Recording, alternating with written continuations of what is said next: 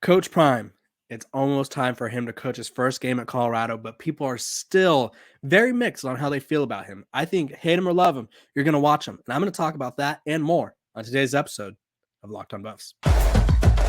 You are Locked on Buffs, your daily podcast on the Colorado Buffaloes. Part of the Locked on Podcast Network, your team every day.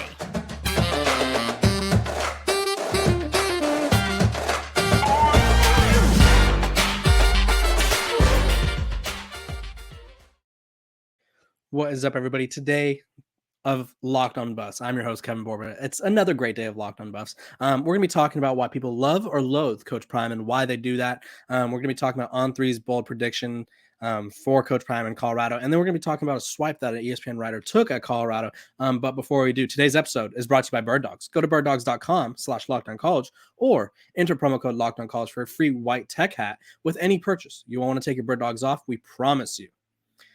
Okay, I saw this great article written by the Oregonian, and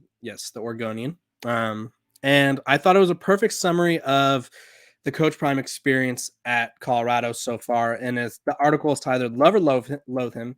Deion Sanders brings prime time to Colorado, and so I read it, and I thought you guys would want to hear this little piece about him, just because obviously there's a lot of Coach Prime supporters in my comment section, which obviously that's what we love to see. But he says, I started to appreciate the animosity directed at Sanders long ago, with years in perspective as my guide. When he's not on your team, he's easy to dislike. But love him or loathe him, you have to give him credit. He knows how to stir up an audience. Colorado is headed toward another forgettable season in 2023. Wow, I didn't mean to bring that part up, but when it will open up against TCU, play in a conference that features 5 preseason top 5 teams and compete with an inferior roster. Okay, that's not the part that I wanted to get to. I didn't want this episode to be all negative. It was more so the overall message. And I think we're kind of experiencing this, Colorado fans, new and old, because I would say new, there's a lot of new ones, and old ones are kind of, I think there's a difficult mixture right now between fans of the team and then fans that have come along for Coach Prime, which, I mean, you got to love what he's doing. He's bringing an interest to the program. But I think people have a hard time kind of finding a middle ground. And so I wanted to talk about why people, whether they love or dislike him, why he's such a popular, polarizing figure. Coach Prime is one of the most popular athletes of all time, one of the best athletes of all time, best football players of all time.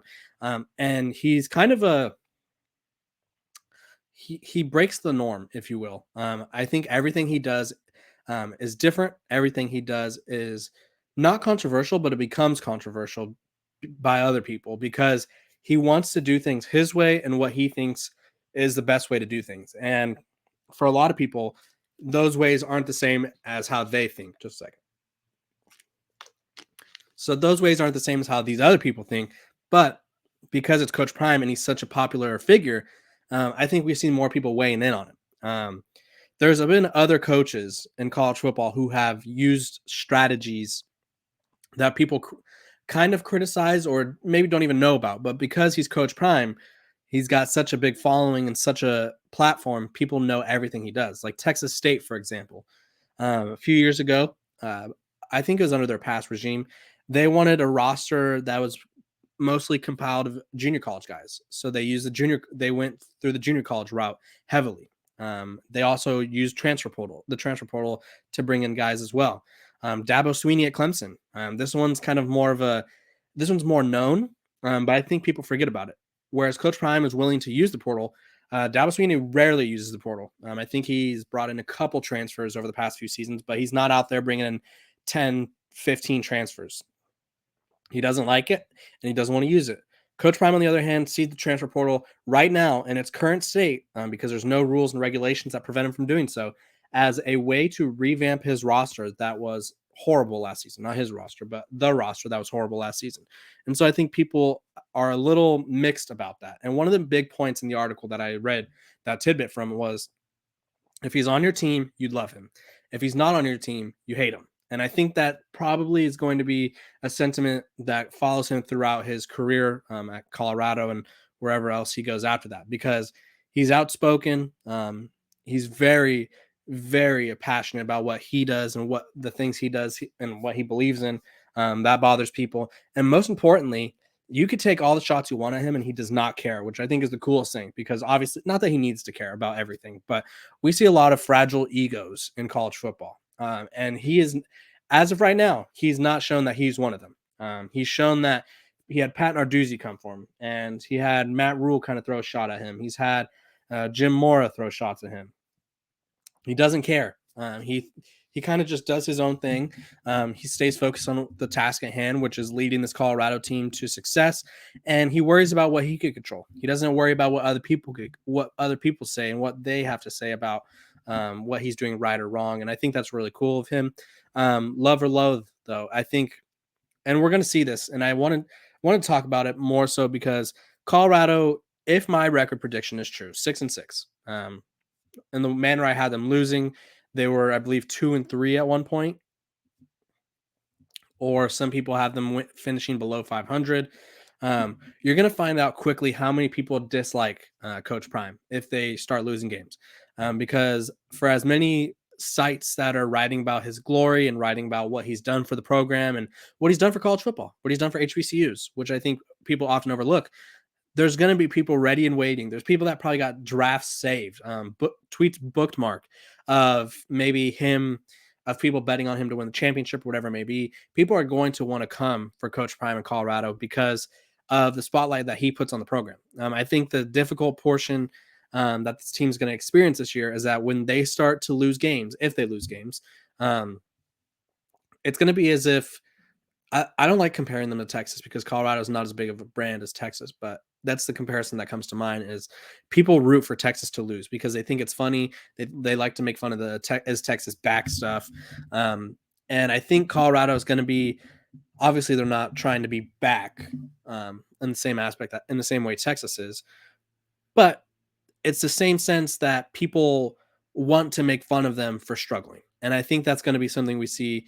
But there's also going to be a lot of fans when and if they succeed that are supporting Coach Prime, where people are going to be like, where did all these fans come from? And I think it's just going to be a great mixture of college football. I think outside of the toxicity that we've kind of been seeing in the comment sections and in people kind of going after it just because they either disagree or something, I think a healthy rivalry, a nice, kind rivalry is one of the best things in college football. And I think Coach Prime is going to kind of bring that out in a lot of people. So look forward to that this upcoming season. Before we move on, this episode of Locked On Buffs is brought to you by Bird Dogs.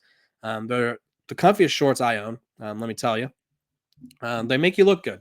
Their stretch khaki shorts are designed to fit slimmer through the thigh and your leg, giving you a truly sculpted look. Bird Dog shorts do the exact same thing as Lululemon, but they fit better. They fit way better than regular shorts that are made of a stiff, restricting cotton. Bird Dogs fixed that issue by inventing the cloud knit fabric that looks just like khaki, but stretches, so you get a way slimmer fit without having to sacrifice movement. Bird Dogs uses anti-stink, sweat-wicking fabric that keeps you as cool and dry all day long.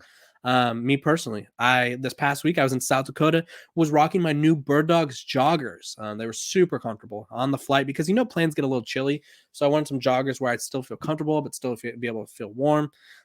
Also, when you order and you use the code Locked On College, you get a free gift, which is a white tech hat. It's a swaggy hat. I wish I had it with me right now. Nice lightweight hat.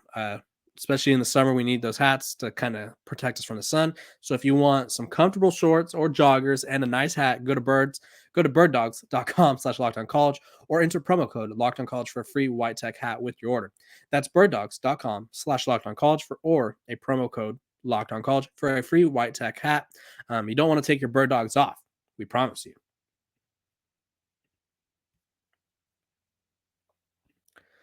Okay. I talked about why people are going to love or loathe Coach Prime. I think it's kind of to summarize, he's very popular. He's a polarizing figure. He's outspoken. He's passionate. He does things differently. People either love him for that or they hate him for that. And so when he wins, there's going to be a lot of people supporting him. And when he loses, there's probably going to be just as many kind of preying on his downfall. But here at Locked On Buffs, we're just going to cover it along the way and talk about whatever this team accomplishes and where the journey takes us. Okay, let's talk about On3's bold predictions. On3's writer, let me pull up his name real quick. his name is Jesse Simonton. Had my computer lag on me a little bit. Jesse Simonton kind of brought up a few bold predictions that he thinks will happen in this upcoming college football season. But for Colorado fans, you're not going to like this one. I don't really know how. If I had to grade this on the boldness scale, I'd probably give it a 4 out of 10. I think most people, like my record prediction, based off of what I'm reading elsewhere, feels bold. I said 6-6. I think that's a perfect ceiling for them. I think they have winnable games, and I think Coach Prime and his staff are kind of going to figure things out along the way. But the record prediction from Jesse Simonton of On3 was that Colorado goes 3-9 in year one under Coach Prime. Said the Buffs will be the most interesting team in college football this fall, but that doesn't mean Coach Prime's burn it and build it plan will pay dividends immediately. It's going to be a long, rough year. Colorado has 11 games against Power 5 opponents, and even a week 3 home game against in-state rival Colorado State is no gimme.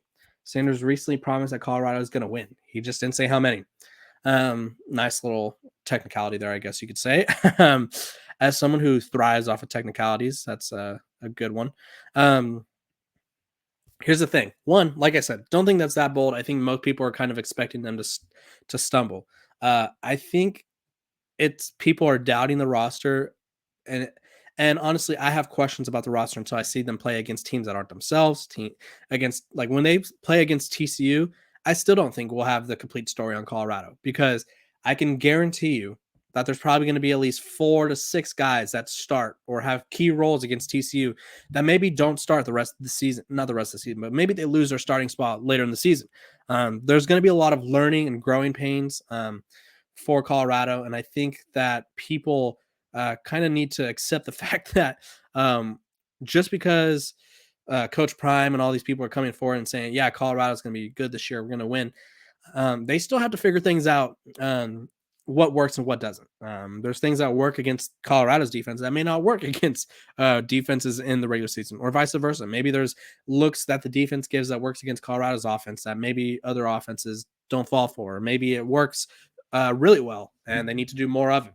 And so I'm not surprised at the prediction. I think it's safer to predict, and I think that's one of the interesting things about being in the media right now. People call things bold predictions, but it's safer to predict things that will cause a stir, but can kind of happen. Like, for instance, a bold prediction would be Travis Hunter wins the Heisman. That's a bold prediction, because obviously we haven't had there's only been one wide receiver to win the Heisman in a hot minute. It was Devontae Smith. And there's only been one two-way player in a long time, if ever. I wouldn't say ever, because back in the day when they were playing football with helmets, you were a quarterback and a linebacker. But we'll go since 1995, I guess. Charles Woodson is the only player that kind of was and I don't even think he played both ways. He was just kind of a game breaker on both sides of the ball. That'd be a bold prediction. Or maybe Colorado wins 10 games. That'd be a bold prediction. Colorado makes the Pac-12 title game. That's a bold prediction. I don't really think it's a bold prediction if 90% of the population is counting on Colorado to struggle, and then you call it a bold prediction and say they go 3-9. That doesn't really feel bold to me. But hey, to each their own. This isn't the purpose of this wasn't to kind of dump on the bold prediction. It was just to talk about it. Realistically, I think we're giving, and I see this in the comment section, I think some people give too much credit to Colorado's schedule, in terms of, like, they're like, oh, they have the toughest, which they do have a tough schedule. They have tough opponents, but they have winnable games. I think there's a difference there. And then other people are like, the Pac-12, it's not good. I think people are getting caught up in what's going on outside in the boardroom for the Pac-12, which is probably no longer going to exist in a year. But the Pac-12 has really good teams. They have 5 teams that rank within the top 25, which omission. I think I said top 5 earlier. I think there was a typo in that article, but either way, they have 5 teams that rank within the top 25. I think they're all within the top 20 as well.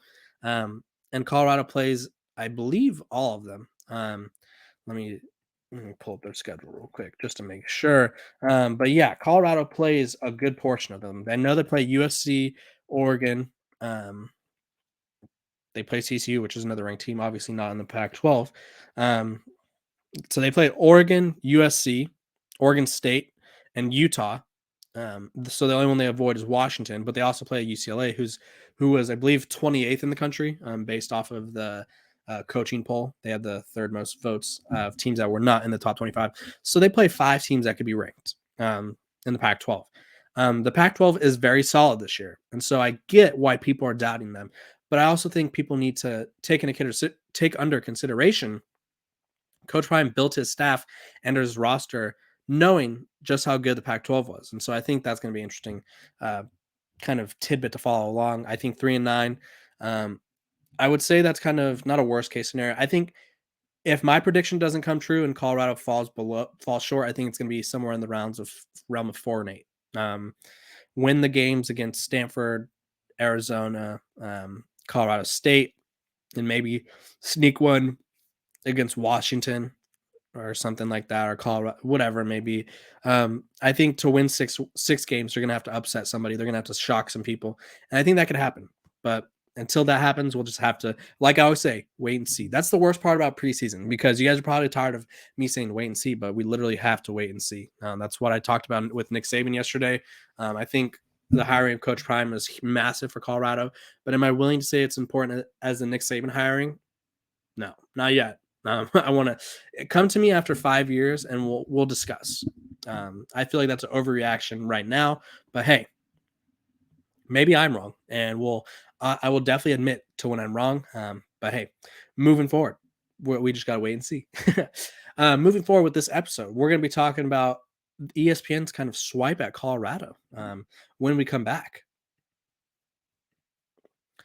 Welcome back. We were talking about ESPN's kind of swipe at Colorado. They had a writer by the name of, what is his name? Mark Schlabach, who kind of previewed the 2023 season and gave a few bold predictions for Coach Prime in his first year. And he said, and I quote, "There has been plenty of hype and controversy surrounding Deion Sanders' move from FCS program Jackson State to Colorado in the offseason."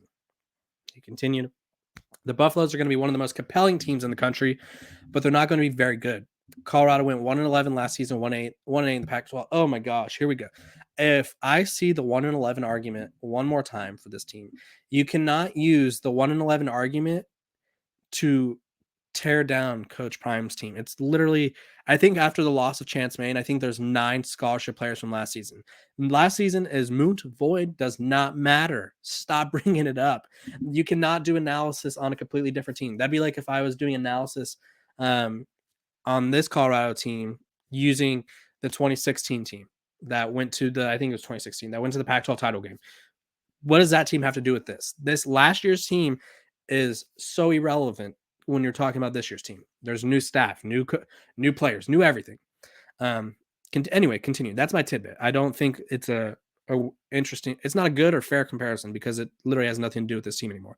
He said Sanders in his draft tried to try to trade out beans and Frank's ingredients for beef Wellington over. I don't even know what that means. Beans and Frank's, like beans and hot dogs, I guess, for beef Wellington overnight.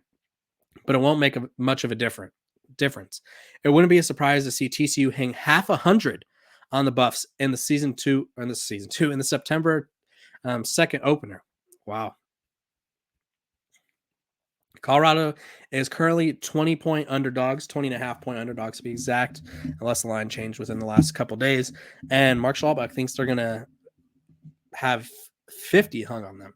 Realistically, I don't think TCU's offense is that good. We're going to find out tomorrow on tomorrow's episode of Locked on Buffs, which I know my everydayers will be dialed into, which I appreciate. I love that you guys are tuned in every single day, commenting, giving feedback. We love to see it. I'm going to have a writer from TCU's 24/7 side to come on and kind of dive into the team and give some details that maybe we don't know as outsiders of the program.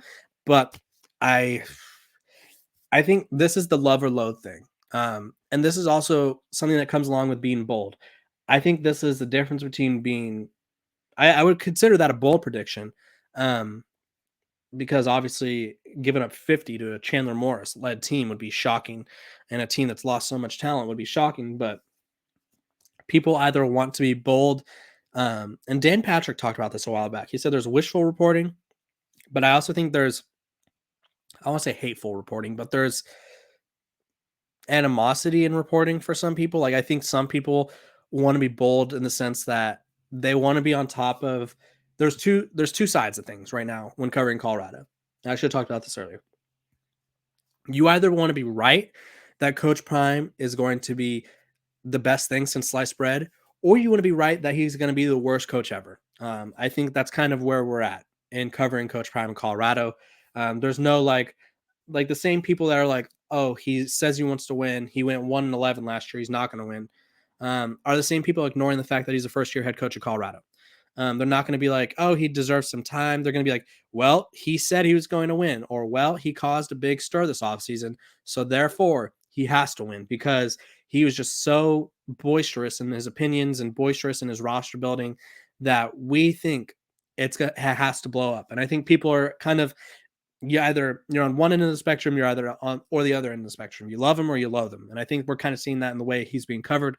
So look to see how that changes throughout the season. I want to thank you guys for tuning in to Locked on Buffs and watching how I cover him. I try to be as in the middle as possible. I'm not trying to overhype what he's doing, and I'm not trying to undersell what he's doing because I think what he's doing is great, but I also think there's time to see what he's doing, where they improve throughout the year. So I appreciate you guys for tuning in to Locked on Buffs. It has been another great episode. My name is Kevin Borba. You guys have a great Wednesday. I will see you guys tomorrow when we talk about TCU. Have a great day.